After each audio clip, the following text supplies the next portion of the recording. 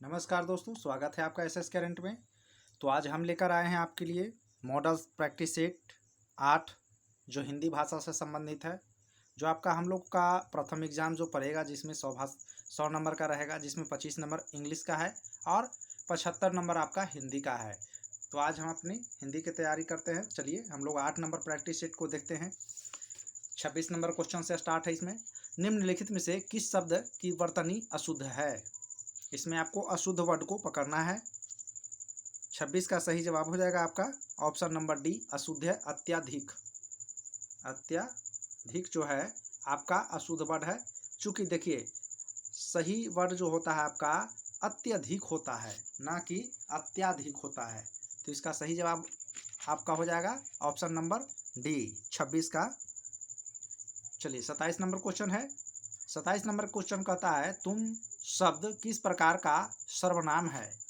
तुम शब्द किस प्रकार का सर्वनाम है? तो इसका सही जवाब हो जाएगा ऑप्शन नंबर बी, पुरुषवाचक सर्वनाम है। पुरुषवाचक सर्वनाम है। जैसे तुम जो पूछ रहा है इसमें, वे सर्वनाम शब्द जो पुरुष के बदले आते हैं पुरुषवाचक सर्वनाम कहलाते हैं। यह पुरुष शब्द से पुरुष और स्त्री दोनों का बोध कराता है। अब हम लोग 28 नंबर क्वेश्चन की ओर बढ़ते हैं। 28 नंबर क्वेश्चन क्या कहता है? 28 नंबर क्वेश्चन कहता है इस मूल्य से किताब नहीं मिलेगी, वाक्य में किस प्रकार की अशुद्धियां हैं? तो ये आपका 28 का आपका सही जवाब हो जाएगा ऑप्शन नंबर बी, परसर्ग अशुद्धियां हैं। परसर्ग अशुद्धियां हैं, ऑप्शन नंबर 2 इसका सही जवाब हो जाएगा। देखिए इस मूल्य से किताब नहीं मिलेगी होना चाहिए था। इस मूल्य से, इसमें लिखा हुआ है क्या? इस मूल्य से बोल रहा है ना, में के से के जगह पर में आपका इस्तेमाल होना चाहिए था। उपयुक्त में से मूल्य से के स्थान पर मूल्य में होना चाहिए था।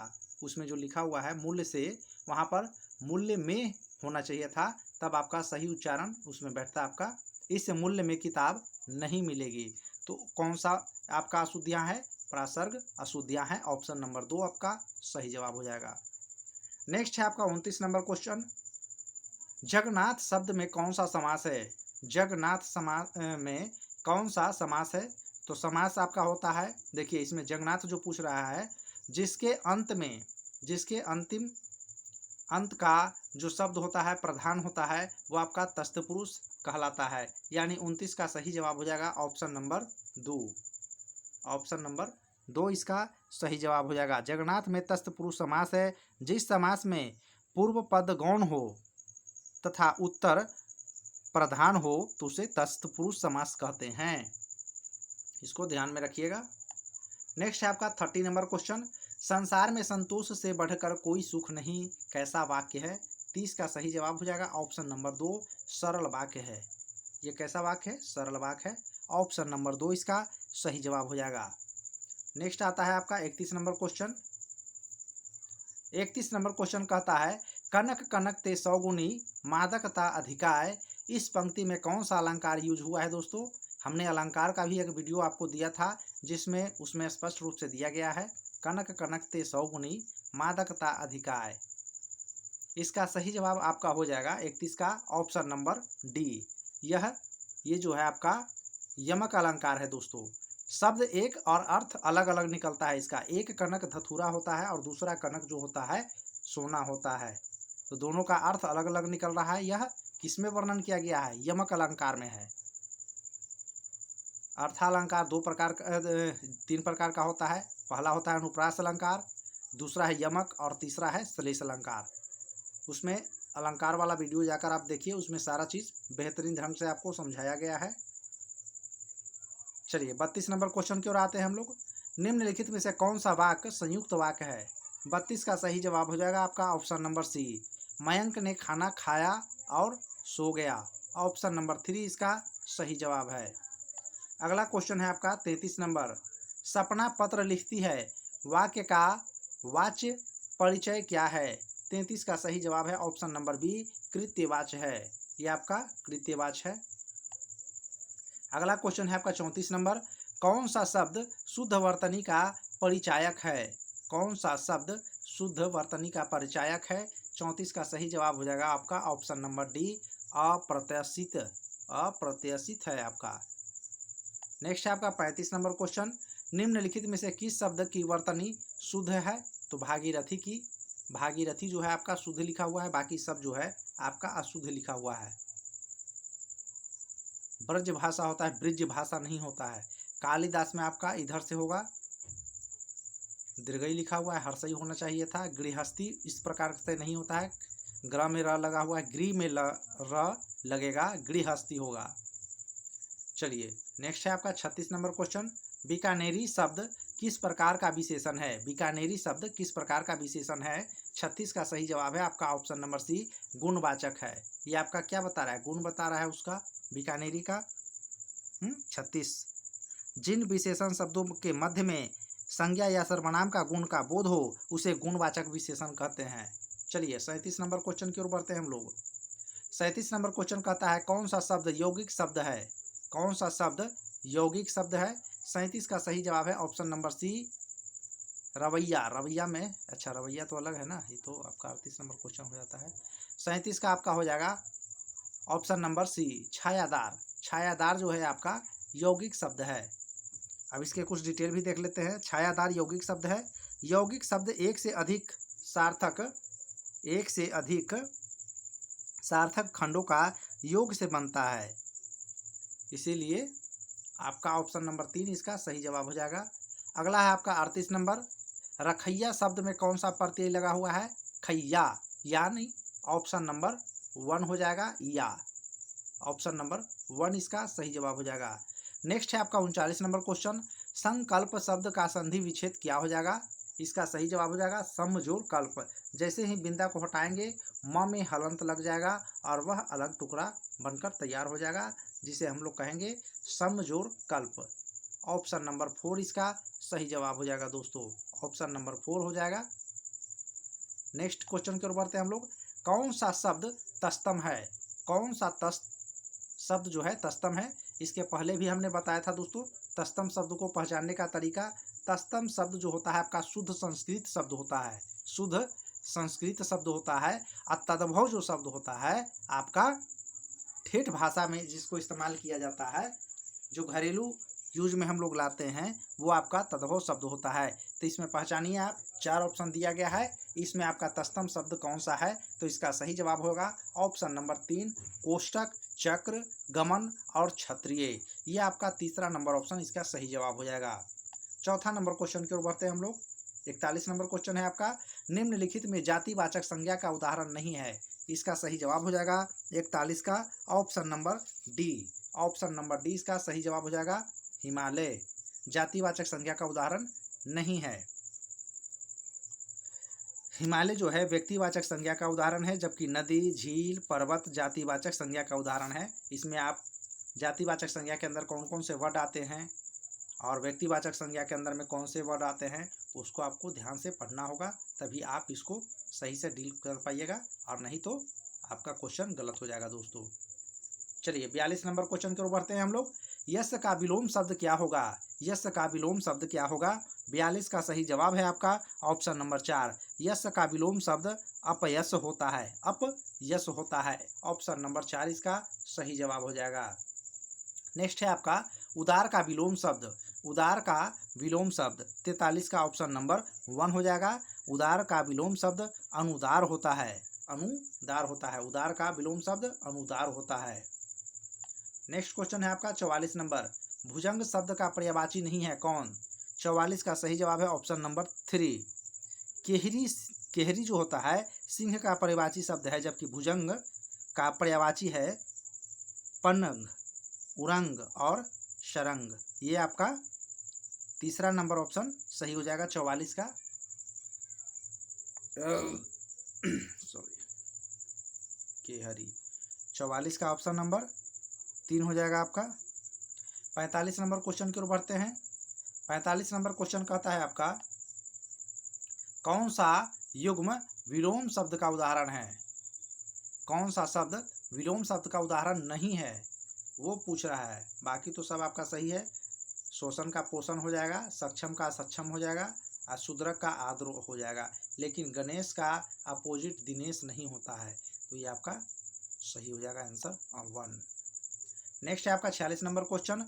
कौन सा शब्द ब्रह्मा का पर्यायवाची नहीं है? ब्रह्मा का पर्यायवाची नहीं है।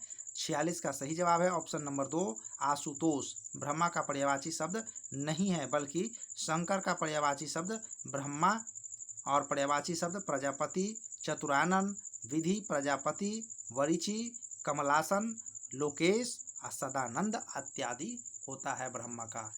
तो ये आपका ऑप्शन नंबर 2 सही जवाब हो जाएगा, पर्यायवाची नहीं है। 47 नंबर क्वेश्चन की ओर बढ़ते हैं दोस्तों। कौन सा शब्द बादल का पर्यायवाची नहीं है? इसका सही जवाब हो जाएगा आपका 47 का ऑप्शन नंबर 1 वरिधि जो है आपका बादल का पर्यायवाची शब्द नहीं है। वरिधि का पर्यायवाची शब्द नहीं है, बाकी सब है आपका जलद है, नीरद है, मेघ है, ये तीनों आपका सही है।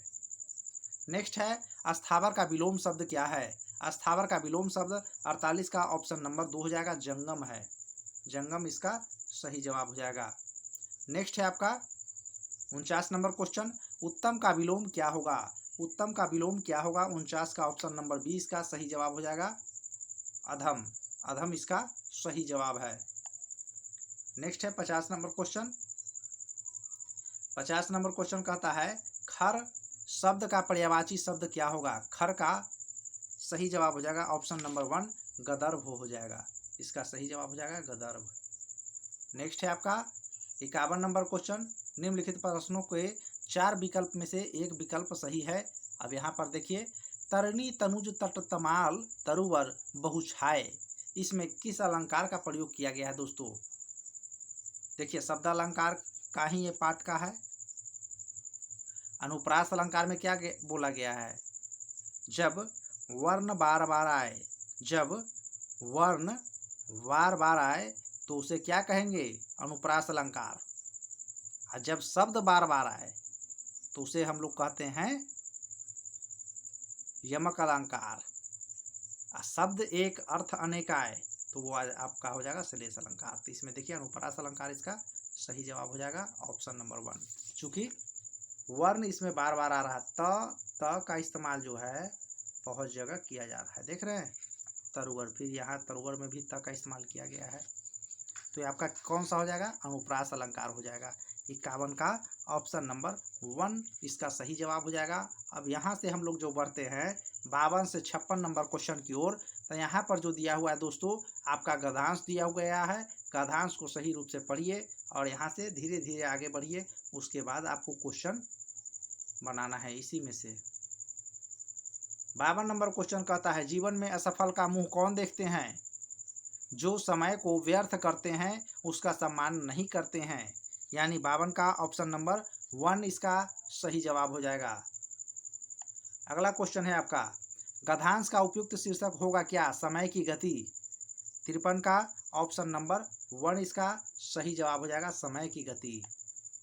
अगला है 54 नंबर क्वेश्चन। 54 नंबर क्वेश्चन कहता है सफलता के आसमान में कौन भ्रमण करता है? 54 का सही जवाब है ऑप्शन नंबर 2 जो समय को सर्वदा सदुपयोग करते हैं। जो समय का सर्वदा सदुपयोग करते हैं वे। नेक्स्ट है आपका 55 नंबर क्वेश्चन, समय का रथ चक्र किन्हें कुचल कर आगे निकल जाता है? इसका सही जवाब है ऑप्शन नंबर सी इसका सही जवाब हो जाएगा। जो समय की दस्तक सुनकर भी उदासीन बने रहते हैं और सोए रहते हैं। ऑप्शन नंबर 3 इसका सही जवाब हो जाएगा। अगला क्वेश्चन है आपका 56 नंबर। 56 नंबर कहता है समय का रथ किनकी झोली में वरदान के फूल डालकर आगे निकल जाता है? जो बुद्धिमान और होनहार समय को महत्व नहीं देते हैं, जो आज के कार्य को कल पर टालते हैं, जो आलस्य करके सोए रहते हैं, या एक ऑप्शन और दिया हुआ है जो समय के रथ की आवाज़ के द्वार खोलकर उसका स्वागत करते हैं। तो इसका जवाब ऑप्शन नंबर 4 सही जवाब हो जाएगा दोस्तों। ऑप्शन नंबर 4 इसका सही जवाब हो जाएगा। नेक्स्ट क्वेश्चन की ओर बढ़ते हैं हम लोग। नेक्स्ट क्वेश्चन है आपका 57 नंबर। मुख चंद्रमा के समान सुंदर है। मुख चंद्रमा के समान सुंदर है, ये कौन सा अलंकार है? उपमा अलंकार है। उपमा अलंकार है। ये आपका 57 का 1 हो जाएगा। उपमा अलंकार किसी दूसरे के साथ तुलना करना, जहाँ भी आ जाए वो आपका उपमा अलंकार हो जाएगा। एक और इसमें शॉर्ट ट्रिक दिया हुआ है, जिसमें योजक चिन्ह के साथ सा से सी सरिया लगा रहे तो वो आपका उपमालंकार होगा। आप जाकर इसमें प्लेलिस्ट में जाइए, अलंकार से रिलेटेड वीडियो डाला हुआ है, उसमें ज़्यादा नहीं, एक वीडियो डाला हुआ है आपका जो आधे घंटा का वीडियो है, उसमें सब डिटेल में आपको समझाया हुआ है, शॉर्ट ट्रिक के माध्यम से भी बताया गया है। 58 नंबर क्वेश्चन की ओर बढ़ते हैं दोस्तों। श्रृंगार का तत्सम शब्द है क्या? श्रृंगार आपका सही जवाब हो जाएगा, ऑप्शन नंबर 2 शुद्ध शब्द है आपका। 59 नंबर क्वेश्चन है आपका, अखरोट शब्द किस विदेशी भाषा से आया है? 59 का ऑप्शन नंबर 2 हो जाएगा, रोमन भाषा से आया है दोस्तों। अखरोट जो है रोमन भाषा से आया है। 60 नंबर क्वेश्चन है आपका, हम दोनों शांति पूर्वक पढ़ते रहते हैं, इस वाक्य में पूर्वक शब्द कौन सा संबोधक है? 60 का सही जवाब है ऑप्शन नंबर 4 यौगिक। इसका सही जवाब है आपका यौगिक। नेक्स्ट है आपका 61 नंबर प्रश्न, निम्नलिखित में से दो का शब्द मछली का पर्याय है कौन सा? इसका सही जवाब हो जाएगा, नेक्स्ट पेज में हम लोग बढ़ते हैं। 61 नंबर का सही जवाब हो जाएगा आपका ऑप्शन नंबर 1 चपला। चपला इसका सही जवाब है। नेक्स्ट है आपका, जो शब्द कौन सा सर्वनाम है? जो शब्द किस प्रकार का सर्वनाम है? 62 का सही जवाब है ऑप्शन नंबर 1 निश्चयवाचक। निश्चयवाचक इसका सही जवाब हो जाएगा। अगला क्वेश्चन है आपका 63 नंबर, कर्मवाच्य क्रिया के उस विधान को कहते हैं जिसमें क्रिया का प्रत्यक्ष संबंध कर्म से होता है और क्रिया के रूप में रूपांतरण के अनुसार होता है, उसे क्या कहते हैं? 63 का ऑप्शन नंबर बी कर्म कहते हैं, उसे कर्म कहते हैं। अगला क्वेश्चन है आपका, उसने मुझे कहा मैंने आज एक मशीन खरीदी है। उक्त वार्तालाप में किस विराम चिन्ह की कमी या त्रुटि दर्शाई गई है? कॉमा की। ऑप्शन नंबर 3 इसका सही जवाब हो जाएगा। अगला क्वेश्चन है आपका 65 नंबर, मल्हार अलापना मुहावरे का उचित अर्थ चुनिए। मतलब व्यर्थ की आशा नहीं, अपनी ही बड़ाई करते रहना। 65 का ऑप्शन नंबर आपका सी हो जाएगा, चैन से जिंदगी काटना। मतलब मल्हार अलापना मतलब चैन से जिंदगी काटना। ऑप्शन नंबर 3 इसका सही जवाब हो जाएगा दोस्तों। अगला क्वेश्चन है आपका 66 नंबर, किसी वस्तु को व्यवहार में लाना, इसका आशय किस शब्द से है? किसी वस्तु को व्यवहार में लाना, इसका आशय किस शब्द से है? 66 का सही जवाब हो जाएगा ऑप्शन नंबर 1। ऑप्शन नंबर 1 इसका सही जवाब है, उपयोग इसका सही जवाब है। नेक्स्ट है आपका 67 नंबर, निम्नलिखित में से किस शब्द में स्वर व्यंजन संबंधी अशुद्धियां नहीं है? इसका सही जवाब है 67 का ऑप्शन नंबर 1। ऑप्शन नंबर 1 आरोग्य हो जाएगा इसका सही जवाब। नेक्स्ट है आपका 68 नंबर क्वेश्चन, कौन सा शब्द स्वर का वर्गीकरण नहीं है? 68 का सही जवाब है ऑप्शन नंबर डी द्वितीय इसका सही जवाब है। नेक्स्ट है आपका 69 नंबर, नी प्लस कपट मतलब क्या होता है? विसर्ग संधि यहाँ कहाँ पर लग रहा है? 69 का ऑप्शन नंबर 2 हो जाएगा, विसर्ग संधि इसमें लगा हुआ है, नी प्लस कपट, निह कपट। 70 नंबर क्वेश्चन की ओर बढ़ते हैं हम लोग। 70 नंबर कहता है, जिस समास में पूर्व पद गौण तथा उत्तर पद प्रधान हो उसे कौन सा समास कहते हैं? उसे तस्थपुरुष कहते हैं। उसे क्या कहते हैं? तस्थपुरुष कहते हैं। 70 का आपका सही जवाब हो जाएगा। चलिए देखते हैं हम लोग क्वेश्चंस। देखिए, तस्थपुरुष कहते हैं जिसमें प्रथम पद गौण हो जाए तो अंतिम वाला पद आपका प्रधान हो जाता है, बढ़ जाता है। ग्रंथि का तद्भव शब्द क्या होगा? तद्भव क्या होता है? ठेठ भाषा, जिसे गांठ कहते हैं हम लोग। 71 का ऑप्शन नंबर 2 हो जाएगा, गांठ हो जाएगा, ऑप्शन नंबर 2। नेक्स्ट है आपका, मनोभाव के अनुसार हटो शब्द कौन सा विस्मयादि बोधक है? धिक्कार शब्द है, इसका सही जवाब ऑप्शन नंबर 3। नेक्स्ट है आपका 73 नंबर, तुम दिन भर घूमते रहे हो में भर शब्द कौन सा अवयव है? भर शब्द कौन सा अवयव है? 73 का सही जवाब है ऑप्शन नंबर बी, संबंध बोधक है। इसका सही जवाब है संबंध बोधक है। अगला क्वेश्चन है आपका 74 नंबर, तृष्णा के विपरीतार्थक शब्द का चयन कीजिए। तृष्णा का विपरीतार्थक शब्द का चयन कीजिए। 74 का सही जवाब है ऑप्शन नंबर बी, वितृष्णा। वितृष्णा इसका सही जवाब हो जाएगा। अगला क्वेश्चन है 75 नंबर, जहाँ प्रलाप का आशय दुखी या क्रोधित होकर व्यर्थ की बातें बोलना है, वहीं विलाप से आशय क्या होता है? रो रो कर अपने दुख कहते जाना।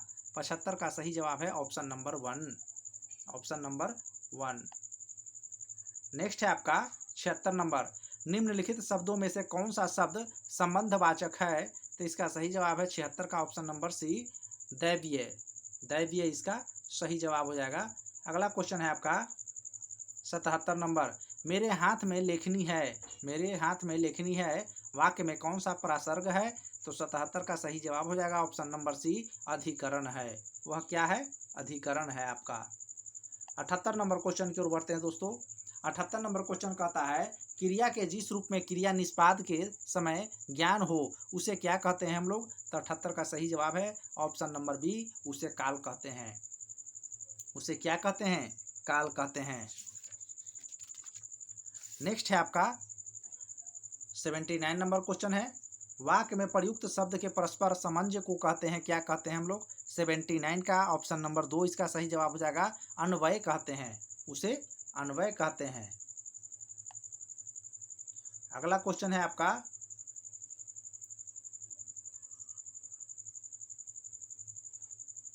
'तुम प्रतिदिन खेलते हो'। तुम प्रतिदिन खेलते हो उपयुक्त वाक्य में प्रतिदिन कौन सा क्रिया विशेषण है? इसका सही जवाब है आपका 80 का ऑप्शन नंबर सी हो जाएगा। कालवाचन क्रिया विशेषण है। कालवाचन क्रिया विशेषण है सही जवाब इसका। नेक्स्ट है आपका संदेह संशय में। संदेह संशय में संदेह का अर्थ जहां मन में कुछ होने की आशंका होना है, वहीं संशय की आशय क्या है? संशय के मतलब मन में शक की स्थिति होना। 81 का ऑप्शन नंबर डी हो जाएगा, ए नहीं होगा दोस्तों। हाँ, ये होगा आपका ऑप्शन नंबर 4 हो जाएगा, वास्तविकता के लिए अनिश्चित की स्थिति। वास्तविकता के लिए अनिश्चितता की स्थिति हो जाएगा। नेक्स्ट है आपका 82 नंबर क्वेश्चन, कुल डैश कुल शब्द युग्म का सही अर्थ क्या होगा? एक कुल का मतलब होता है सब और एक कुल का मतलब अर्थ होता है वंश, यानी ऑप्शन नंबर 4 हो जाएगा। 82 का बिल्कुल सही है। 83 नंबर क्वेश्चन की ओर बढ़ते हैं हम लोग। 83 नंबर क्वेश्चन कहता है, पुलिस ने मेहमानों में से एक ही व्यक्ति को पकड़ा और वह उस पर चोरी का क्या लगाया? अभियोग लगाया। चोरी का अभियोग लगाया। नेक्स्ट है आपका 84 नंबर क्वेश्चन, निम्नलिखित में से कौन सा शब्द पुल्लिंग है? निम्नलिखित में से कौन सा शब्द पुल्लिंग है? 84 का सही जवाब है ऑप्शन नंबर डी, विदुर। पुल्लिंग शब्द है आपका विदुर। नेक्स्ट है 85 नंबर क्वेश्चन, वह भोजन बनाता है वाक्य में कौन सा पक्ष है? 85 का ऑप्शन नंबर 1 हो जाएगा, आवृत्ति मूलक है। वह कौन सा है? आवृत्ति मूलक है। नेक्स्ट है आपका 86 नंबर क्वेश्चन, तुम बड़े चालाक हो इस वाक्य में कौन सी अशुद्धियां हैं? 86 का सही जवाब हो जाएगा ऑप्शन नंबर 4। ऑप्शन नंबर 4 इसका सही जवाब हो जाएगा, अवयवी संबंधी अशुद्धियां हैं। नेक्स्ट है आपका, निम्नलिखित में से कौन सा स्वर कंठ तालव्य है? कंठ तालव्य है। 87 का ऑप्शन नंबर डी हो जाएगा, ए इसका सही जवाब हो जाएगा। नेक्स्ट क्वेश्चन की ओर बढ़ते हैं दोस्तों हम लोग। नेक्स्ट है आपका 88 नंबर क्वेश्चन, पोज और अन। पोज और अन किस स्वर संधि का उदाहरण है? पोज और अन जो है आपका 88 का ऑप्शन नंबर 2 हो जाएगा, अयाधि संधि है। कौन सा है? अयाधि संधि है। नेक्स्ट है आपका प्रत्यंग। प्रत्यंग किस समास का उदाहरण है? 89 का ऑप्शन नंबर 1 हो जाएगा, अभिभाव समास है। नेक्स्ट आपका है 90 नंबर क्वेश्चन, सीता सखियों सहित पुष्प वाटिका गई। इसमें रेखांकित वर्ग में आपका अवयव का प्रयोग निम्नलिखित में से किस भेद के उदाहरण से हुआ है? तो इसका सही जवाब हो जाएगा आपका 90 का आपका ऑप्शन नंबर सी हो जाएगा, संबंध बोधक है। यह कौन सा है? संबंध बोधक है। अगला क्वेश्चन है 91 नंबर, कश्मीरी सेब सिंदूरी लाल होती है। वाक्य में रेखांकित शब्द विशेषण किस भेद के अंतर्गत आता है? तो इसका सही जवाब है 91 का ऑप्शन नंबर सी, प्रविशेषण। प्रविशेषण आपका सही वर्ड हो जाएगा। नेक्स्ट है आपका निम्नलिखित में से कौन सा शब्द मस्तक का पर्यायवाची है? मस्तक का पर्यायवाची कौन सा हो जाएगा? ललाट हो जाएगा आपका, ऑप्शन नंबर 2। अगला क्वेश्चन है दोस्तों आपका, निम्नलिखित में से कौन सा विलोम युग्म सही नहीं है? तो 93 का ऑप्शन नंबर डी इसका हो जाएगा। मान्य का मतलब मान्य और धान्य नहीं होता है, ये अपोजिट सही नहीं है। भद्र का भद्र है, बिल्कुल सही है। भय का साहस होगा। और मूडी का ज्ञानी होता है, वो सब सही है। चलिए नेक्स्ट है आपका 94 नंबर क्वेश्चन, गाड़ी डैश गाढ़ी। एक गाड़ी का मतलब होता है, मतलब क्या? यान। और दूसरा गाढ़ी का मतलब होता है घड़ी, यानी ऑप्शन नंबर ए इसका सही जवाब हो जाएगा। अगला क्वेश्चन है आपका 95 नंबर, जो इंद्रियों की पहुंच से बाहर हो उसे क्या कहते हैं? इंद्रिय निग्रह या इंद्रिय अतीत। इंद्रिय अतीत हो जाएगा आपका, ऑप्शन नंबर 3 इसका सही जवाब हो जाएगा। नेक्स्ट है आपका 96 नंबर क्वेश्चन, उस जगह एक भाषा सभा होने जा रही है। उस जगह एक सभा होने जा रही है, रेखांकित पद में कौन सा परासर्ग है? तो 96 का ऑप्शन नंबर बी हो जाएगा, अधिकरण संधि है। अधिकरण संधि है। चलिए नेक्स्ट क्वेश्चन की ओर बढ़ते हैं दोस्तों हम लोग। 97 नंबर है आपका, देखा गया हो क्रिया किस पक्ष का उदाहरण है? 97 का ऑप्शन नंबर 2 हो जाएगा, संभाव्य वर्तमान। संभाव्य वर्तमान। अगला क्वेश्चन है आपका 98 नंबर, निम्नलिखित में से अपने को निर्दोष घोषित किया गया। इस साल वाक्य में मिश्रित वाक्य का रूप निम्नलिखित में से कौन सा होगा? उसने कहा कि मैं निर्दोष हूँ। उसने कहा कि मैं क्या हूँ? निर्दोष हूँ। ये आपका सही जवाब हो जाएगा। नेक्स्ट है आपका 99 नंबर क्वेश्चन, एड़िया रगड़ना मुहावरे का सही अर्थ क्या होगा? मतलब बहुत दौड़ धूप करना। 99 का ऑप्शन नंबर 3 हो जाएगा। अब 100 नंबर क्वेश्चन की ओर बढ़ते हैं, जो आपको इस सेट प्रैक्टिस का लास्ट क्वेश्चन है दोस्तों। सावन हर न भादो सूखे लोकोक्ति का सही अर्थ क्या है? मतलब सदा एक सी दशा। सदा एक सी दशा, ऑप्शन नंबर 4 इसका सही जवाब है। तो आपको यह क्वेश्चन सेट कैसा लगा दोस्तों, हमें कमेंट सेक्शन में ज़रूर बताएं। अगर अभी तक आप हमारे चैनल पर पहली बार विजिट कर रहे हैं तो हमारे चैनल को सब्सक्राइब करके बेल की आइकन घंटी को जरूर बजा दें और वीडियो को लाइक शेयर करना ना भूलें। तो अपनी तैयारी को करते रहिए। धन्यवाद।